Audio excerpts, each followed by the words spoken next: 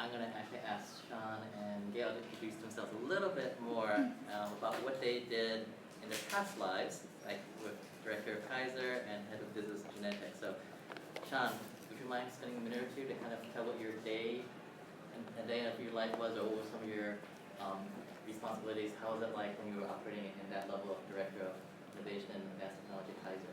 Sure. So my responsibility with Kaiser Permanente was basically help the organization identify new emerging digital health technologies that can ultimately advance AAA, right? May have heard the terminology, which is affordability, quality of care at a population level. Kaiser Permanente, as of today, serve about 11 million members across 10 different regions, from Hawaii to Washington, D.C. So the ethos, the mission of the organization is to bring health and wellness to all of those members across their everyday living experiences, whether they're at work, at the convenience of their home. So my job is to make sure they can deliver on that mission through the use of innovative and advanced technologies, including mobile health, telemedicine, and we actually incubate a lot of those technology and validate a lot of their capability at our innovation center in San Leandro. I heard today a few of you had an opportunity to visit. It's the Garfield Innovation Center, which is one of the world's premier healthcare technology innovation center. So if you haven't had a chance to visit, I would highly encourage you just to go to the website. They offer a free public tour once a month.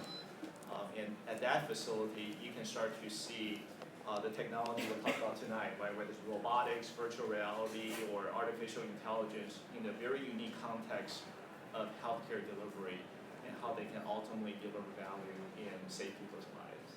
Excellent. Thank you, Sean. Gail, what was it like in a day of your life, or even a couple of weeks when you were head of business development at Genentech at the international level? Sure. So at my role at Genentech, I was head of business planning for one of the key organizations focused on the oncology products, so the biologics group. And so one of my roles was to look at the overall business plan. So the business planning life cycle for one of those products is anywhere from 12 to 18 years. So he's setting a strategy for what was the development pipeline for oncology products and looking at what are the steps that we need to take that idea from research all the way to commercialization and being able to allow patient access to that. So there's a strategic component.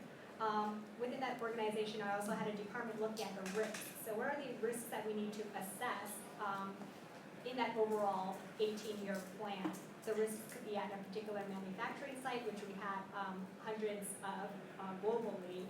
Some of them were internally Genentech business-owned manufacturing sites, some were outsourced for production. So it's assessing what are those risks within the network to deliver on a 12 to 18-year plan for an oncology product.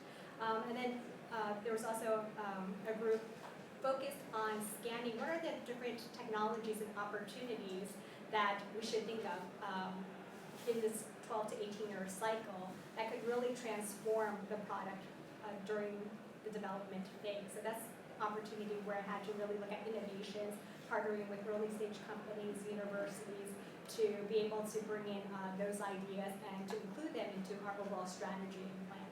So that's my overall role there.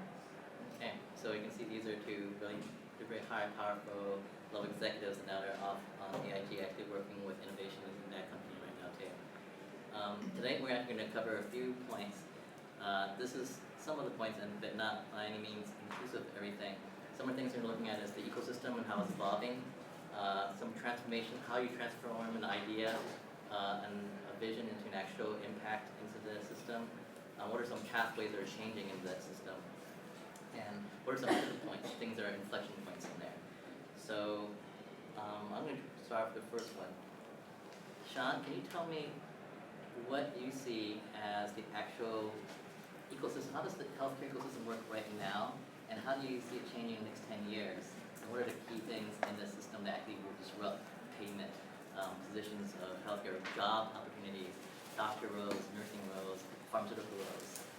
Yeah, so healthcare today, as you all know, it's a very highly regulated, evidence-based ecosystem, right? So the innovation life cycle. It's a very rigorous life cycle that starts with initiating a new idea concept. It could be something that you guys incubate in your next assignment, which is due next week, right, or 2 weeks from now, and then go through that rigorous pipeline, prototyping, and at some point, if it's going to be used to provide patient care, it's going to go through FDA regulations. So that ecosystem, those guardrails are in place for a reason, right? Is to ensure that we can use technology to provide high quality, very affordable healthcare solutions. So I think the way all of us, have the opportunity to disrupt it is to really accelerate that innovation life cycle, right? So Gail mentioned, the work with universities, whether it's Cal, Stanford, as well as some accelerators. So what we're seeing now is there are a lot of great ideas coming out from environments, that's outside of hospital, clinical labs. We're also seeing a lot of great ideas from Silicon Valley, venture capital firms, incubating a lot of new tech startups and companies. So what we are trying to do is start incorporating these new thought leadership, new energy, new capabilities into our ecosystem, and basically direct them into our pipeline. So new opportunity, disruptive thinking, new form of care, new technologies. Then start looking at building our internal accelerator program and start hiring people who can be tech evangelists, help spread the technology, hire ethnographers who can help us understand the impact of technology on clinical workflow, and create internal labs, right? Whether it's the Garfield Center or the Mayo Sparks Lab. Stanford has the StarX program, and start validating some of those hypotheses. But more importantly, understand their impact on clinical workflow. So great technology has to be integrated into the clinical workflow to make a great clinical solutions. So the lab is important because this is where you can allow all the different ideas and perspective collide and then germinate into a clinical solution. Then eventually it's about scale and commercialization. So for a company like Kaiser, again, serving 11 million members, the solution can't just work for the elite, wealthy Silicon Valley patients who can afford the expensive device. It has to be affordable, intrusive, so the entire population can take advantage of it, or at some point become a reimbursable solution, so the doctor can actually prescribe your digital technology in the hospital, get reimbursed for it. So the ecosystem, I think, will stay intact, but I think one of the unique opportunities we have as entrepreneurs and technologists is to look at ways to actually accelerate that innovation life cycle. Can I take that one? Absolutely, absolutely. Want you to take that too. What do you think of the current ecosystem and how it will change in the next decade? Okay. How many hospitals do you think there are in the U.S.? Anybody have a guess? How many hospitals? Full service hospitals, right? Yeah. Full service hospitals. A number range? 1,000 to 10,000. 200 to 500. It's about 5,600. Okay. 5,600. The reason I ask that question is because when I think about the ecosystem, I'm thinking about a particular area that I'm very passionate about, which is the underserved population. So when we think about 5,600 hospitals in the U.S., an area that I've been looking at quite closely is actually Haiti. If you look at Haiti, it's the poorest country in the Western Hemisphere. How many hospitals do you think they have there? And just to give you some idea, they have a third, their population is a third of the size of the U.S. Range? Numbers? 3 to 5. What's 3 that? to 5. 25%? Yeah. Close. So they started with 48, and in 2010, when they had the earthquake, 37 of them were destroyed. So now they only have 11 to serve a population a third the size of the U.S. You need Jeopardy. So when I think about that, I think about two important topics. I think about access, and I think about medical adherence, but from the context of the underserved population there. Because in Haiti, if we look at some of the statistics, 1 in 13 kids under the age of 5 die. To serve a patient there costs $20 to get a full checkup, medicine, to give them access. People there pay 25 cents for that, but it's still very difficult to get that access. So in terms of problems to solve, That's on my mind in the ecosystem. Another example, other than Haiti, is Panama. Panama is a country with 1,500 islands, so access is a big challenge there. There's organizations like Floating Doctors that are trying to address that, because not only is it very difficult to get to patients there because it's remote, high elevation, but once you actually can solve the problem of getting access, there are so many challenges in terms of education, because individuals there have a history of taking homeopathic medicine. So when they're receiving antibiotics for the first time, it works so well on their body that they actually don't take it till to the full efficacy. They stop right away because they're not used to the effect of it. So when I'm thinking of the ecosystem, I'm thinking, how can we serve this underserved population? Because on the other end of the spectrum, we have companies like Craig Venter, the pioneer of the human genome, right? He has his company called Human Nucleus. And this is looking at the opposite end of the spectrum, where for $50,000, you can get a full assessment of your risks for any health disease. So there's access, and you have adherence and consultation right there. How many of you would actually want to know through a test what your risks are for disease? How many of you would actually pay that $50K to do that? A show of hands, how many of you want to know? Okay, about half. So it used to be that 2/3 of people did not want to know. Now that's actually shifting to 1/3. So when you go into this Human Nucleus medical office, what you would basically get is an avatar of yourself. You get the latest technologies, full body MRI scan, your gait is analyzed, you get genomic sequencing, so you get all of these tests done. And this service is a lot applied to a lot of executives, people with access to it. You have an iPad with a report with your avatar, and you can basically scan your body, remove layers of skin, and see exactly where your risk areas are, right? So you can really use preventive measures. So that's at the other spectrum of access. So when I look at the ecosystem, I'm thinking, where are we putting the time to innovate? Because there's a wide variety of ways to contribute. Glad Gail mentioned that. I just want to also say access is possible when you have an ecosystem of interoperable devices or system or care providers, right? And that remains a huge challenge within healthcare, interoperability, right? So at EMR level, at the system level. So this is where I think a lot of you will have opportunity to help instantiate a new platform, connectors, right? You heard a lot about health APIs to basically democratize that access. So innovators across the world can make the data available for other innovators in the ecosystem to build new capability or provide the analysis they need. So today, because of regulatory requirements and also some of the closed ecosystem on the EMR side, liberating data is becoming a sort of mission of Silicon Valley, and many of you who will graduate soon probably have a unique opportunity to work on that challenge. Yeah, it's also interesting you both said that how technology is actually connecting everyone. So if you think about it in a way, in the past we were pretty much kind of doing our own little thing, didn't have that much way to share information. Nowadays with the internet, we actually, as individuals, act more like a collective in the way we share information and the way information trends go. So your generation is basically in that whole situation where you can actually share ideas and move forward much quicker than past generations never have, especially in healthcare. I'm going to jump around a little bit. We talked about how there are certain change right now in the ecosystem. What are some actual inflection points and pivot points that you guys see in terms of healthcare technology, the way business can be done, the way the roles are changing, especially areas of insurance? How are we still going to be paying in the next 10 years the way insurance has been done in the last 50? Or there's a whole new business system that we think could change how we actually get covered now? So I'm sorry, Gail.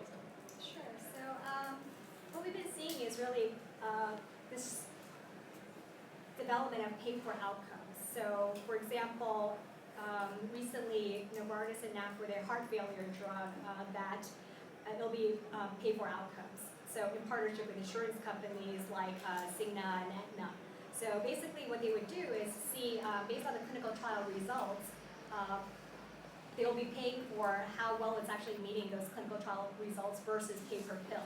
So I think that shift is something that we're seeing, and I think that will help to change the discussion around pricing, because there's always that balance between, you know, if I mentioned the business planning for an oncology product is a 12-year cycle. So during that 12-year cycle, you're basically seeing how are you going to reap the investment of that return for a fairly short period of time, and then you will be going off patent. So you have a patent competition.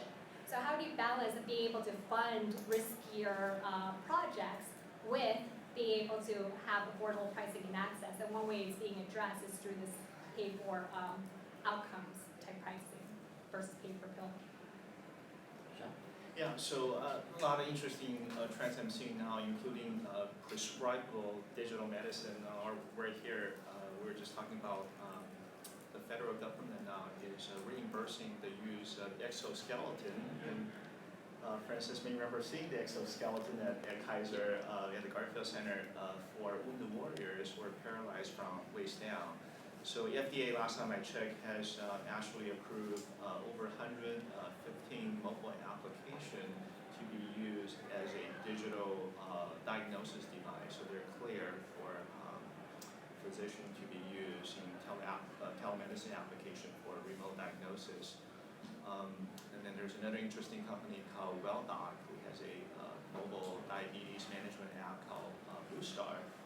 That has also been cleared by FDA as a reimbursable, prescribable digital health solution. So think about in the future when you as a doctor, in addition of prescribing medicine and maybe even exercise or biking programs, you may be even be asked to start using some of these ingestible, wearable medical apps. And the hospital will reimburse for it because there's evidence it's actually improving the health and wellness of their patients, and also becomes more affordable by the populations because it's a reimbursable solutions. So talking about that innovation life cycle, right? It's being accelerated, it's being compressed, and FDA, which many consider it as a very not so innovative organization, is actually making these adjustments and quickly validating and supporting these new technologies. So these are some of the exciting movements we're seeing. And then the things you have to think about is you as a doctor or clinical care providers, if you're prescribing digital solution, some of the onboarding procedures, right? What we saw was we would prescribe a digital solution, and a week later, the patient would be back in the hospital and say, you know, I don't really even know how to download the app or sync my app with my wearable sensor. So start thinking about onboarding at a large scale. How do you train the population to take advantage of these solutions that can improve their health outcomes? So before I left Kaiser, one of the project we worked on was actually a Genius bar in our medical center. So before you're discharged, we actually ask you to give us your phone with your permission, walk you through your iTunes store, download the app, sync with the band or other devices you're wearing, and show how that information is being tracked on the back end and propagating to our EMR system. So they understand how we're closing the loop, and then they're motivated to use those devices as part of their adherence routine. Yeah, that's a great point, Sean, on the onboarding, because something that we came across is a digital health application called Pomada, and it's a digital coach, basically, that you have that will look at your current behaviors. You know, if you have a particular meal that you're eating, do you have a better, healthier alternative? So that was a great solution for the general population. I think what they really shifted to do is to make sure that this is also accessible to the underserved population. So the 16-week health coaching program, they began thinking about for those who are on Medicaid who can't necessarily afford, you know, the healthier food choices, fruits and vegetables. You know, based on what they do have access to, those on Medicaid, how can they still use this digital application and improve their health, because the risk population there is large as well. And so through their new program, in partnership with programs like Medicaid, they have launched Prevent, which actually looks at what are the foods that these individuals have access to. How can they have recipes that serve their lifestyles to be able to take use of these digital health applications in addition to the general population. Great tool. Omada, Ginger.io are most frequently cited as one of the two most effective digital therapeutic platforms, leveraging peer-to-peer support, other patients like you, right, sharing their journey, their knowledge. They have the gamification component, so it makes it motivational and gamification learning activities. They also interoperate with wearable sensors from Fitbit to digital scales, and the key thing Gail mentioned is curriculum-based, very short, focused curriculum program personalized for the patients. So it's a successful model, also very successful venture in that it was funded by quite a few VCs, including Kaiser Ventures, so definitely look those two up. So I'm going to play more on the whole role of pivoting and the next evolution of the next 10 years. I'm curious, what are your thoughts of pivoting roles now in actual positions? Like, how will the doctor's role change in the next 10 years? And what are some new positions that will emerge that don't exist today? So we saw at Kaiser's demo at the Garfield Center a new role called the navigator, right? Which I've never seen before, but it seems like it makes a lot of sense in the future vision of how mobile healthcare be. So what are the changes of doctors' roles, considering how that's still very central, at least currently still very central, and how would that potentially be disseminated out with new roles out there in the next 10 years, you think? Let's start with John. So I'm going to sort of go on the tech side, right? Blue sky thinking. And Gail hear about this from me all the time. Machine learning, right? I think is going to play a key role. And I'm not talking about sort of supervised machine learning. I'm talking about deep machine learning capability, the type of technologies we're beginning to see in semi or soon autonomous vehicles, right? The ability to interact with a very dynamic environment and make the adjustments. In this case, it's collision avoidance. In the future, is going to be real-time intervention, right? Before grandma actually fall, which is fall detection, that's no good. They can actually intervene and focus on fall prevention. So that type of deep machine learning, we're seeing it now, right? Through Watson, great, became the Jeopardy champion, right? But in the context of healthcare, there are just wealth of opportunities. So imagine in the future, the machines, the furniture, the appliances in our home, in our hospitals, are able to intervene, right, 24/7, and augment some of the work you're doing in the future. But before we get there, we need a group of curious change agents, probably like you, right, and data scientists, that can go through the rigorous machine learning training for both the hospitals, the technology platforms, and also the physicians. So we can truly start leveraging the power of the IoT, right? Internet of everything, Internet of Things, and these machine learning capability to provide the vision that some of you saw at Garfield Center, which is imagining here anywhere, anytime, anywhere, 24/7. So I'm very excited about some of the machine learning development. So I'm thinking about the role of crowdsourcing to address some of these challenges. So if we look at a particular recent case, cervical cancer in women is completely preventable, yet 4,000 women in the US still die from it each year. So this is a problem that at Genentech they were trying to look at, and what they actually did was they brought this problem to a crowd of data scientists. A company called Kaggle basically has different roles for data scientists. You could be a master level, being someone who's very capable of analyzing this data. So what they did was they basically had a de-identified set of data, and they set up a challenge. Basically said, we have this data about women, these are their behaviors. Who out there can analyze this data and predict which of these women will not take their pap smear or do any preventive measures? What are those patterns? And then once we know that, we can act on it and try and address that problem. So what I'm seeing as a trend in terms of roles is that, there are in-house positions, but there's a larger, broader community to tap into. So these could be crowdsourcing coding, crowdsourcing data scientists. I think leveraging these opportunities are ways to accelerate that innovation, being able to address these problems.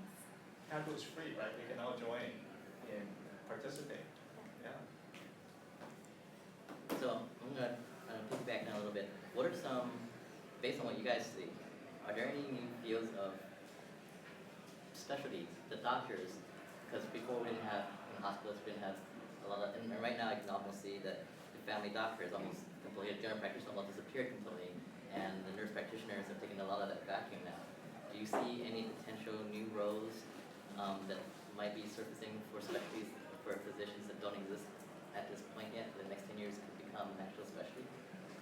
That's interesting that you're talking about this particular nurse role. I know that Dan had come to lecture as well about this, and there was a recent study that actually showed that when you're looking at patient safety at a hospital and you do a survey of who do you think is responsible for patient safety, what do you think people answered? Who in the hospital is responsible for patient safety? Any guesses? The doctor? Any other guesses? The nurses.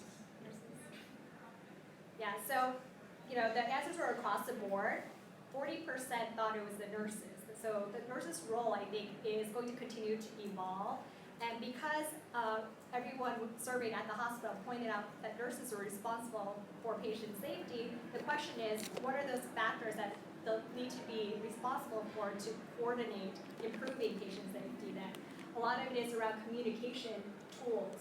How do you facilitate communication across the staff in order to support someone in that particular role and to improve patient safety and balance that with the other, so if that's a top priority, what is the area that you need to manage, which is the financial obligations of the institution. So I think for the nurses' role and defining how to, and enabling them with technologies to help do that role in a way that they can facilitate that central communication with the rest of the staff to improve patient safety. Let's see, I'm gonna go, right, blue sky thinking again, technology. So what I wanna do is create a digital version of you. So it'll be a virtual agent of all of you, right? The provider, the nurse practitioner. While you're sleeping, your virtual agent is up and running, constantly collecting data, crunching data, social, economic determinants of health, collecting information from the IoT devices or in a patient's home, in their bodies, and helping them to make real-time decision, nonstop. So on the front end, right, it'll be you, your face, or it could be an avatar. You'll have some type of natural language processing capability to understand the patient's multilingual, of course. And on the back end, we can collect those information and also merge with the electronic health records to constantly make new recommendations. So I think in the future, you can actually train your virtual agent to augment your work, right, and make your service available 24/7. So look for opportunity to use technology to augment your capability, to expand your capability. That includes social collaborative network, right? This notion Gail mentioned, a sort of circle of care, if you would, right? There'll be you, the patient, your neighbors, other patients like you, and as well as other virtual agents that are constantly supporting your routines and your medication adherence regimens. So think about the future where you can actually use technology to replicate yourself in essence. So let me go on and expand on that. Last week's speaker was Dr. Arsha, and he talked about how a lot of the systems are becoming more and more smarter, more and more predictive. And so I'm just going to a little bit of a devil's advocate here, and I want you guys to take on this. So some of you guys heard me talk about this last week, at least afterwards. So I remember going to a fast food restaurant a few months ago, and I ordered like combo number 3 and combo number 9, $3.95 and $5.95. So, or $4.95. So that's $5, $8. That should be, or $4. That should be what, a good $8, right? And so, right. And so I remember ordering it, and the guy goes, and the kid at the counter said, "That'll be $13."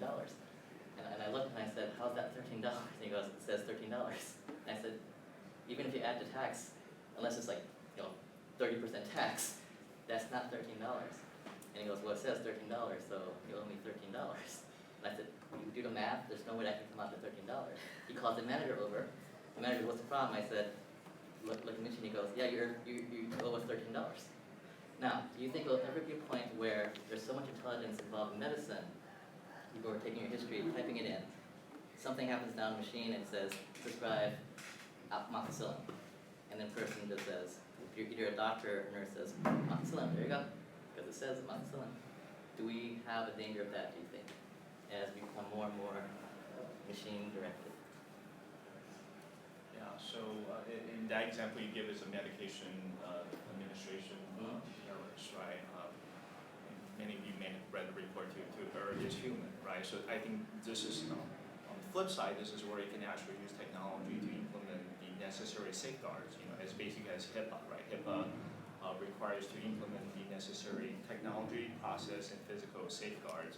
In the case of medication adherence, or I should say administration, most hospitals, including Kaiser Permanente, now use some type of RFID barcode system to ensure that we're giving the right medication to the right people at the right time, right? So if the technology is used properly, in that particular use case, the technology should have identified that you are not giving the right medication to the right people because you have followed the workflow of scanning patient's ID badge, and you have identified this was not the right patient. So having said that, right, you still have to follow the clinical workflow of actually checking patient's badge as well as scanning the barcode on the medication. So this is where you can also use technology to actually monitor the clinical workflow. So there are technology in the patient's room as well as wearables they can use to make sure that patients as well as the doctors are following the routines as basic as hand hygiene, hand washing. And Dan is actually doing a lot of research at the Garfield Center and he can show you demos. So absolutely, I think as mission become more intelligent, we also have to make sure the artificial intelligence is in place to identify more superior safeguards to make sure they follow the correct workflow and routines. I think this is a really huge opportunity to address these risks. I mentioned there's, in my prior role, there was actually an entire risk function around this. And I think the opportunity here is there's still a lot of discussion going on. Who is responsible for these types of risks if a sensor fails? So you have a critical medical device, the sensor doesn't work. Is it the responsibility of the device manufacturer? Is it your responsibility? Is it within the transfer of the information?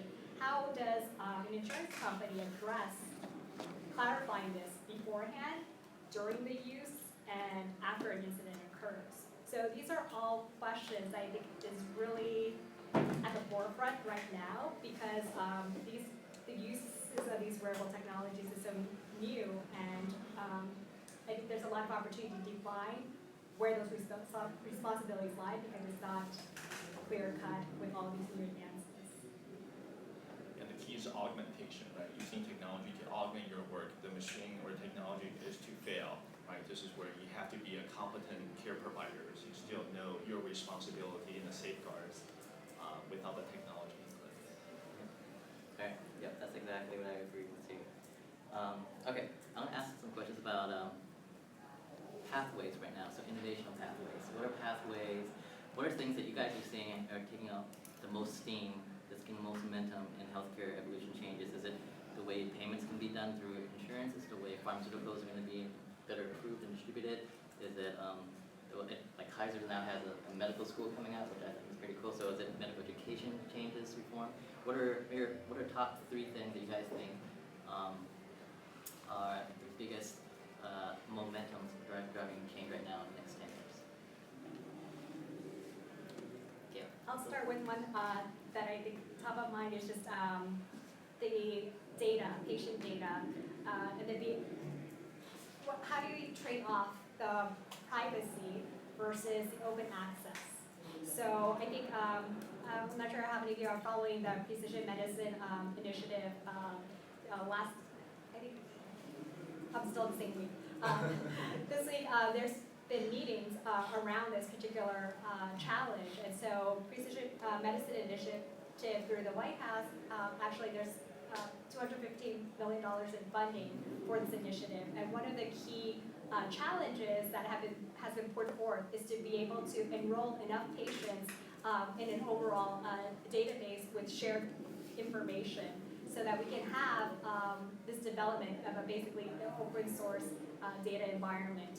I think this is key area to look at. How is this data going to be made readily available and securing the privacy of individuals, but still being able to analyze it to be able to make more population health advances and solutions.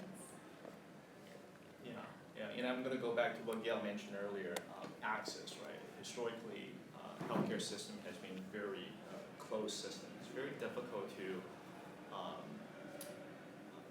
make the information available to a third party. It could be a vendor, entrepreneurs here like yourself to actually use that data to innovate, right? So we're now seeing more hospital system beginning to realize the power of an open system, and they're finding ways to sort of rationalize data consumption through health data APIs, standards, SDKs, to actually allow third party and entrepreneurs here like yourself to actually gain access to the data and use that data and through innovative platforms like Kaggle, right?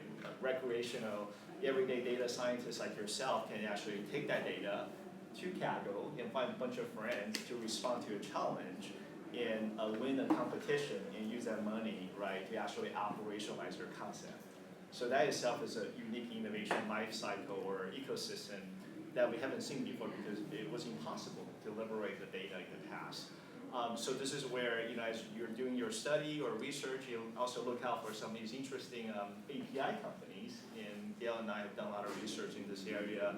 These are likes of Validic, Apogee, as well as Human API. So they're in that space of basically democratizing data access, finding a standard and common way for people to access the data and innovate on top of that data set. So the question I was curious about too.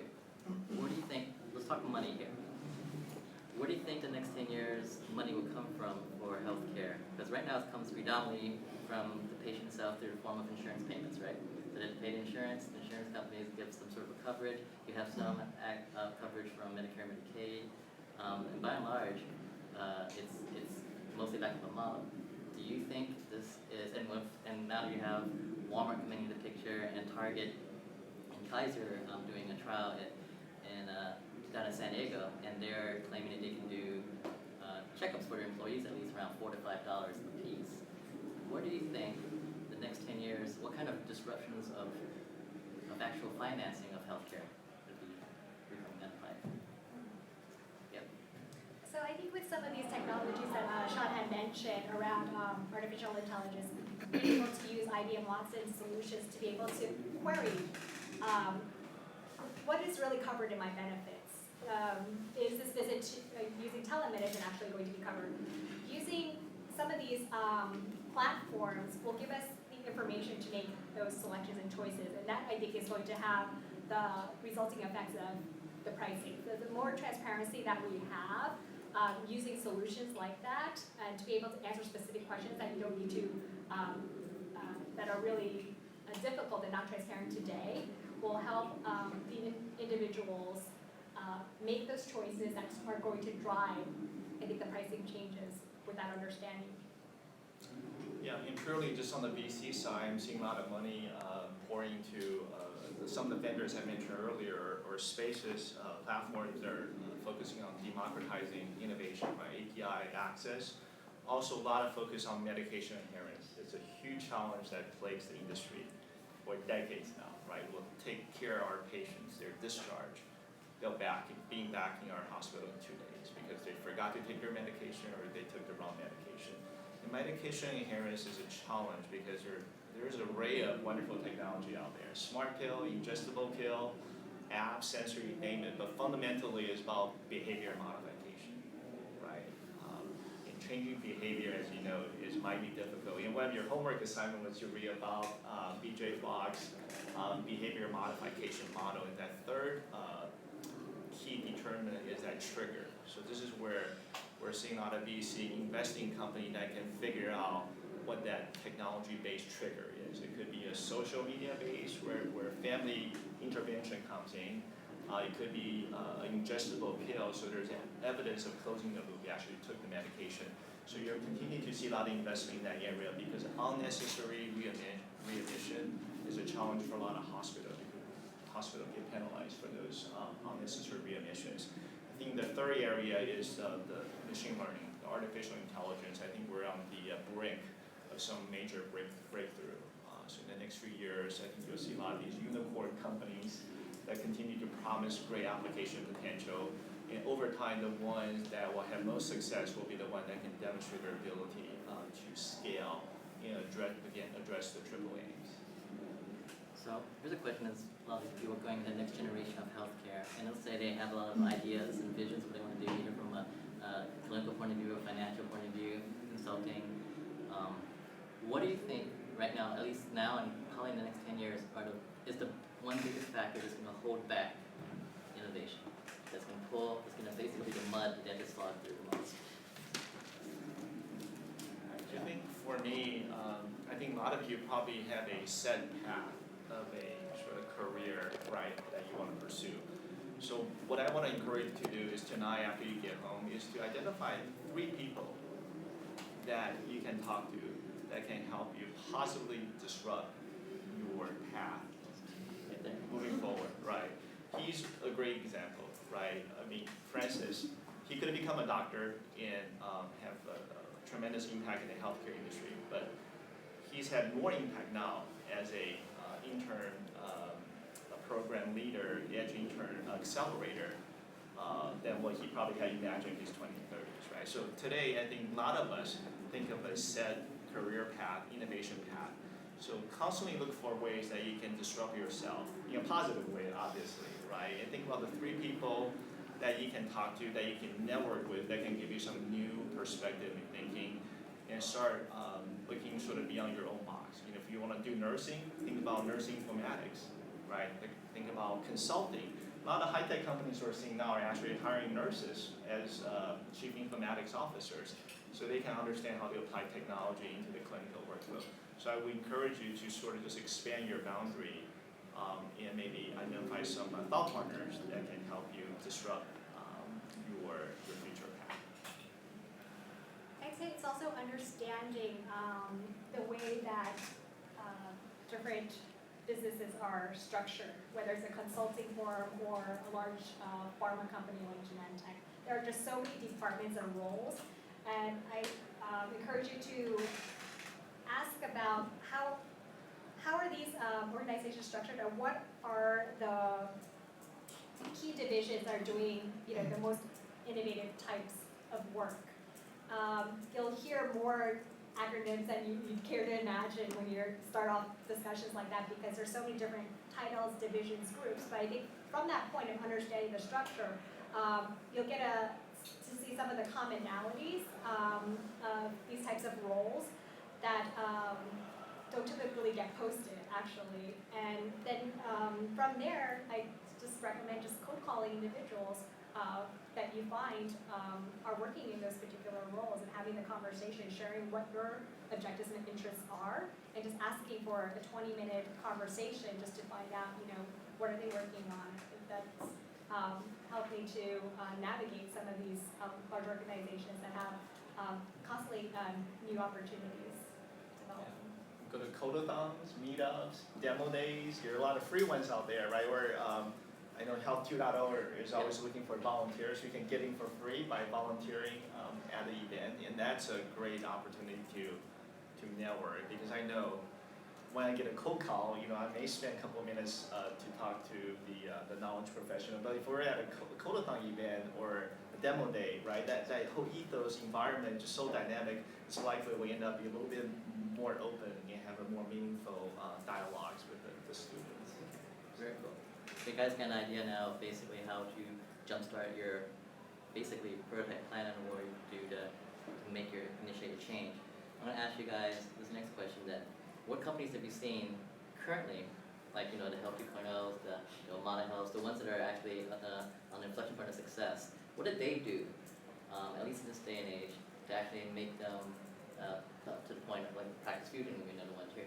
What was the strategy that they used that actually made their idealization become more of a reality? Or what are strategies that you saw that was successful so far? A lot of these companies like Omada Health, they're not really producing new technology, right? It's the mashup of existing technology, wearables, online curriculums to really produce new value. But I think the key thing is their ability to execute and scale. So when they were given that one opportunity to pilot at Kaiser Permanente, they hit a home run, right? And then after that, they quickly came to us and realized the onboarding challenge and issues and recommended some really innovative solutions to solve those problems. So I think, there's going to be great technology company, but there's also going to be a lot of great company that can execute and have a completeness of vision that's not only going to address the healthcare issues of today, but also some of the challenges we're seeing in the future. And I'm also very fond of some of the accelerator that Gail is working with, and she can highlight some of those programs. Sure, yeah, I think something that gives you a breadth of exposure is there's so many different accelerators within the Bay Area, many folks on digital health where you have complete access to their portfolios of companies and opportunities that they're scanning that on any given day, I could easily go through about 100 of these with different ideas, and it just spurs basically the thinking around where are the unmet needs, and which companies are addressing these solutions and what are their approaches. So this is a daily feed of food for thought around digital health. I think to Sean's point, looking at some of these companies that have been successful, like Humana, another digital health company, what differentiates them and that's made them successful is that they're focusing on motivations and behaviors, research around how patients are living and operating as a primary focus, and then seeing how the technology applies. So grounded in research around understanding of user behavior, patient behavior, has helped, I think, in the adoption, because if we look at how many mobile apps you have on your phone, how many fitness digital health apps, how many of you use between 1 and 5? Okay, so knowing that prioritization and seeing how many digital health companies there are developing apps, what will differentiate one that you're using versus another? I think thinking about your own user behavior and how you're selecting those. Do they really understand how you're engaging with the app? Those are some of the companies who do that well, are the ones that we've seen are staying on your phone. In a couple of design companies, Frog Design and Ideal. So, and Gail mentioned, some of the challenges, including, right, we're creating a lot more frictions now. There's a lot more digital channels. Smart TV that's doing healthcare, the mobile app, mobile phone sensors. So a lot of these design companies will come in and focus on the ethnographic sort of research and consumer journey and help the tech companies develop better engagement solutions, better UI, user interface, and UX design. So those design companies are also hire a lot of people like you to really help design better clinical design solutions. So, I think one more question before we jump into Q&A with the class here. Tell us one cool technology or innovative service, the coolest one you guys seen. Not necessarily the biggest one, but the one you think has the potential to make the most impact in the next 10 years. Whether they succeed or fail, beside the point, hopefully they can execute. But one technology or innovative service that you've seen that you are most excited about. Yeah. John? One. Has he mentioned that right now we're streaming at over 600? Your top 1 out of 600. I'll go first. Yes. Oh, yeah. So, one of your homework assignments to read about Theranos and 23andMe. I'm actually excited about 23andMe. Not so much, right? The technology has been out for a while, but the journey you went through, right? The ability to actually confront FDA, right, and answer some of the challenges because FDA, when 23andMe first rolled out, actually the FDA shut it down and basically told the company, you haven't done enough due diligence to demonstrate that your DNA sequencing platform program for consumer demonstrate the results and provide the recommendation to provide better health. So what 23andMe did is basically take their product off the shelf, right, and went underground for almost 12 months and went through a rigorous study, and they worked very closely with the FDA and demonstrated their entire research process and sequencing process, and then actually gained FDA's endorsement and approval. So now it is available to all of us for $99. You can use the kit they sent you to collect your specimen, right? And they'll do the analysis and come back to tell you that you may be at risk to certain disease or condition based on the DNA samples. And also they're creating a social collaborative platform by partnering with Ancestry.com, right, to connect other people like yourself. So not only it's an evidence-based approach, but you can also share some of the wisdom, knowledge that other people have collected, so you can cope through the journey, whatever conditions you may be dealing with. So Theranos is the other one, right, sort of fighting vigorously against the FDA right now. But that's a good case study on how innovative technology need to go through that rigorous validation process to provide a solution that actually benefit the population.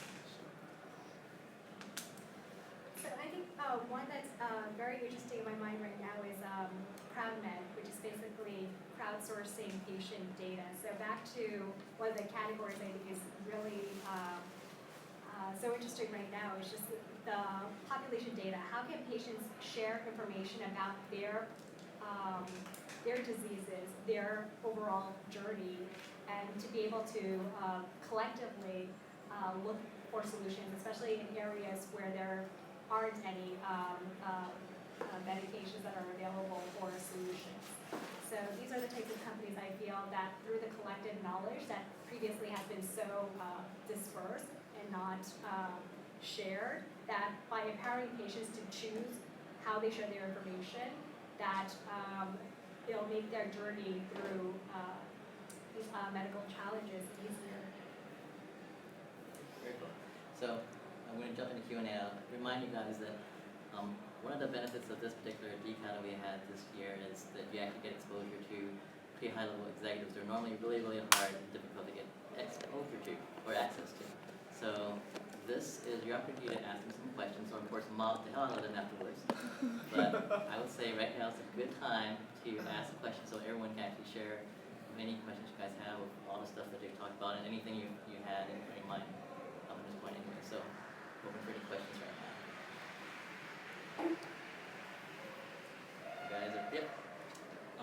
So like in this class, from like a lot of speakers, we've been hearing about machine learning and how it's going to, have a profound impact in healthcare and stuff.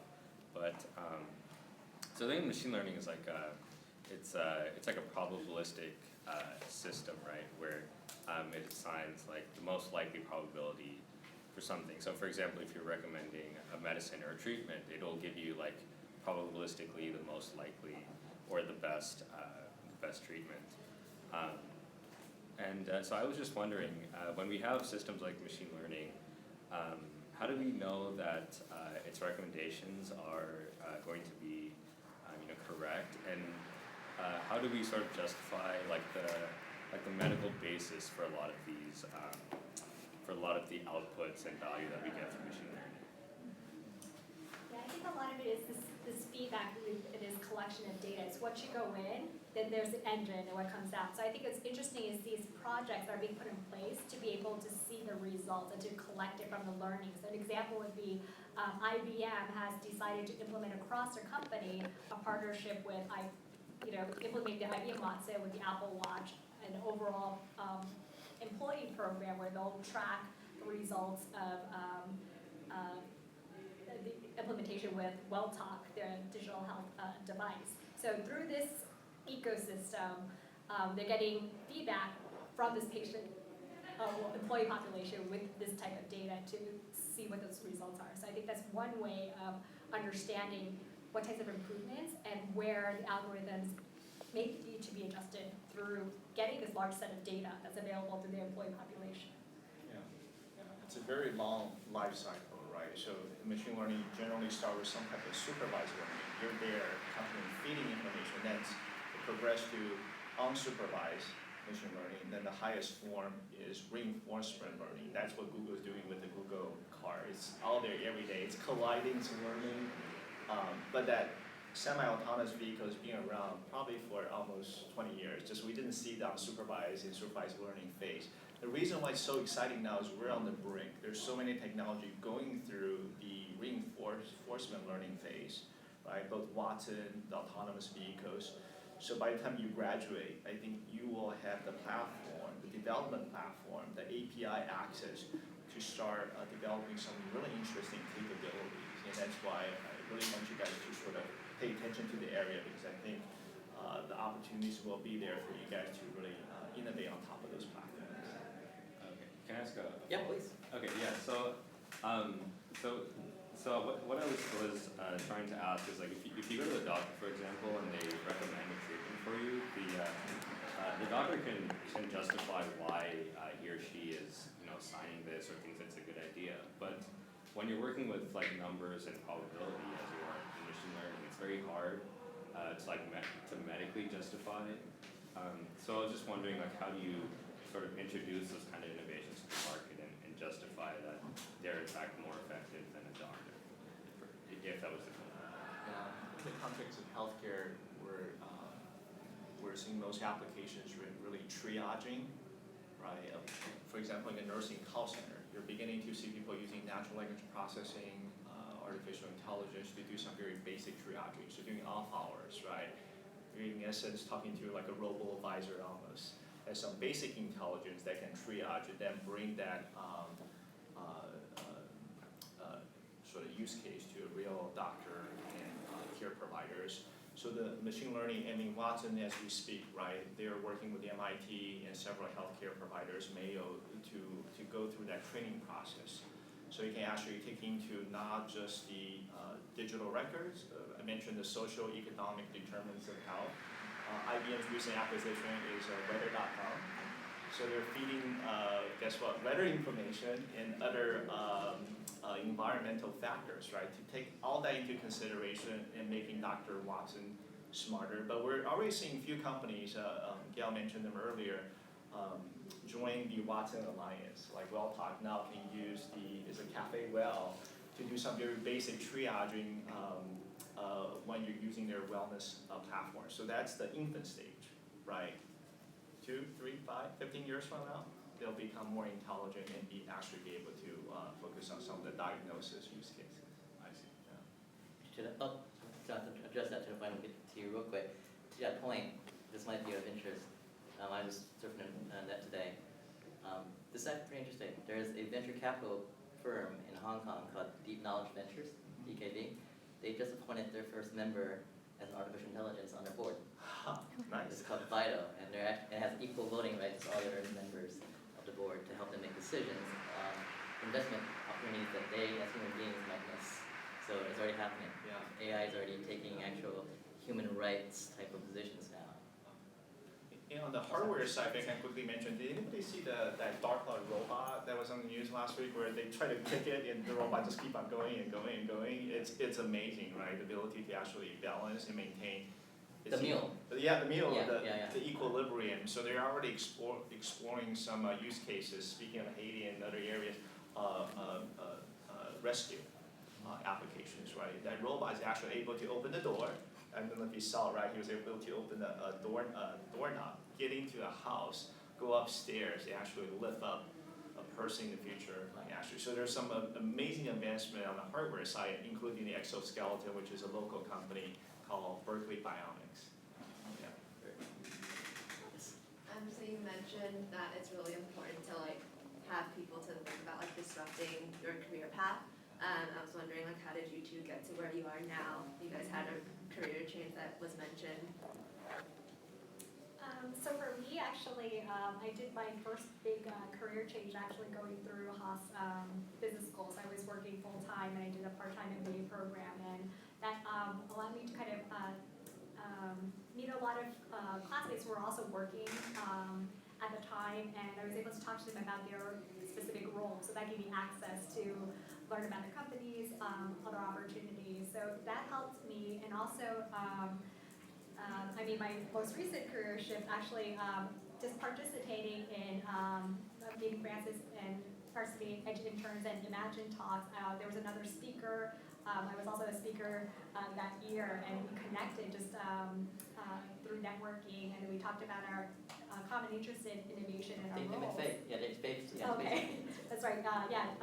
Faye was here speaking with me as well, and so it was just finding opportunities to share these ideas of what's interesting to me with other people, and that just opened up the conversation to this new career path. I wish I can tell you this is sort of like what I planned all along, but it's all serendipitous connection. That's why I mentioned the 3 people, right? When I graduated from college, there's no such a discipline as innovation, right? It's either just IT or you go to R&D, it's research and development, like the HP labs. So throughout my career, I've been very fortunate that I had an amazing network, and these people keep bringing opportunities to my attention. And first of all, you have to be confident, right? For people to think of you, right? You have to be well connected and cultivate your network. It's not about number of people that you're connected on LinkedIn. It is about what you're contributing to that network, right? Not only think of them when you need jobs, but constantly, what I always say, right? Reciprocal value exchange, right? You're bringing knowledge and insights to them, so when they have something, they also think of you. So my last 2 innovation jobs was the same lady, Face Hi, right? So she's part of my network, right? I think of her, she thinks of me, but before that, it was all serendipitous connection. People say, you know what, I'm starting a new innovation center. You seem semi-competent, right? I don't know what we're gonna do. Do you wanna take a chance, leave what you're doing right now and try something totally different? And I'm like, yeah, right, let's do it. The Garfield Center was my very first innovation project at Kaiser. They basically say, here's a warehouse, go play with it, go do something, right? So that's why I wanted you to find the 3 people that can sort of challenge your conventional thinking and best practices, disrupt your sort of path, and also bring some new opportunity and see things through different lenses. Yeah. You got 1 already, right? 3. Any other questions? Got a few more minutes for questions. Yes. I think you 2 may have touched on it a little bit, but I thought what was interesting about Theranos and 23andMe is probably that they fell under a lot of like FDA pressure because their technologies weren't properly wasn't properly regulated, I guess, by the FDA. And I was kind of wondering, for startups that kind of go towards this idea, but then they forget about all of the regulatory parts of healthcare, what would you advise, or what have you seen, at least in Silicon Valley, where they're kind of trying to catch up with their regulatory affairs? And I think this is where, since we vet a lot of companies on a daily basis, one of the things we look at is the background of the founders of the team. Do they had experience working with the regulatory groups? If not, what is their plan to augment that, to seek that out externally? What is their plan to engage? Because now there's constant change, and there's so many different. It really affects when you can go to market, depending on how you address that, and also quality of product, right? So in some cases, there's ways to get fast track approval properly. So with that understanding, it really helps you gauge that where the startup is in terms of their maturity. Yeah, that's a good point. And I just want to add, if you're in the point of diagnosis space, both Theranos and 23andMe, potential for error is catastrophic. I'll say again, potential for error is catastrophic. So they must become a high reliability organization, like a hospitals and nuclear power plant. And HRO, the principle, came out of Berkeley, right? I don't know if you read the book. So this is where you have to integrate that into your overall strategy and mission. You don't have to be good at FDA regulations. There are a lot of people in Silicon Valley, there are consultants, companies you can work with that bring you the expertise that's not resident in your organization. But it's critical that you work that into the strategy. I think many people, Theranos caught a lot of people off guard because they have some amazing advisors, right? If you look at their bios, the CEO was on TV almost every other day, cover of Wired magazine. So people thought for sure they'd gone through their due diligence, but obviously they missed something, right? So this is where you can bring outside expertise to really augment your capabilities. More questions? I'm just curious, how have you seen the ACA and like health reform that's occurring in the U.S. affect health technology and innovation in general? And like what new areas are there for health technology as a result? I think we're seeing a lot of companies in the category of telemedicine. I think because of this the new population of individuals that need care. So that's one of the trends that we're seeing is that there's so many now that we're able to screen that are at the forefront of trying to develop these services to address a traditional hospital-based care. The basic stuff, EMR adoption, operationalization, right? We're no longer having a debate whether you should embrace that. That's the minimum mandated requirements, right? Once you have that digital foundation, telemedicine, machine learning can all happen because you're digitally aggregating and normalizing those information and creating again, right, the connectors, the APIs to liberate the information so people can use all the technology that's available in Silicon Valley to provide better digital medicine. I have a question. No one else has one. I haven't heard this come up yet, and I think it's going to be a pretty big impact in healthcare. Augmented reality. I saw it at CES where they were using it on engineering environments. How many guys know what augmented reality is? 1, 2, 3. Okay. Andrew, tell us what augmented reality is so we can all kind of be on the same page here. It's like, I mean, at least what I've seen from it in terms of like surgical aspects and everything, they try and put yourself in a real world situation, but without the consequences of that real situation. So that's no borderline between virtual and also augmented. Actual augmented as well. If you were talking about pure augmented, it's actually a hybrid of or a part of virtual. So it's very much like Google Glass, right? You see the world through a pair of lenses, but the information is actually put on top of it. How many of you guys have played World of Warcraft or any of those online games? Okay, so you know what I'm talking about. I'm surprised, no one. Yeah. It's perfect that they're studying. It's for 3 minutes if I have no time to sleep anyways. So I'm playing, Call of Duty, World of Warcraft. This is what I do in my time, apparently. You see your players have the call-out signs, right? They have their call signs, how much health there is. So that's basically what augmented reality would be, but in the real world. So I'll be looking at Andrew, I can see his name, maybe basically some of the networks we have. I can look at all you guys. If you guys are on the net with me on my system, without even knowing your names, I'll know at least your call signs or your usernames and some basic information about you that you actually want to share. It's basically a mobile Facebook, LinkedIn, all together in deep space, or I would say real space. Now, what I've seen what CS does is they would go on platforms and they would be having like maybe some sort of repair issues. Normally you have to have an engineer who knows that stuff, but now you have someone who's somewhat technical, put on the glasses, and right away the instructions are overlaid in space, and they know exactly how to turn what off and how to turn what on.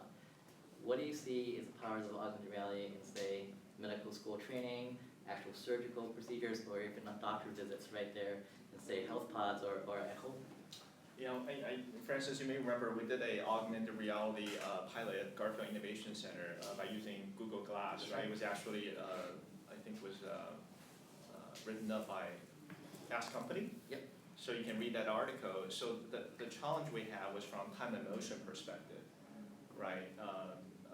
At the time, the Google Glass was not fully integrated into our backend system. So from a time and motion perspective, we noticed a physician would have to either master the voice control with Google Glass or swipe on the side, which is not very conducive in the surgical environment, right, when you're operating on a patient.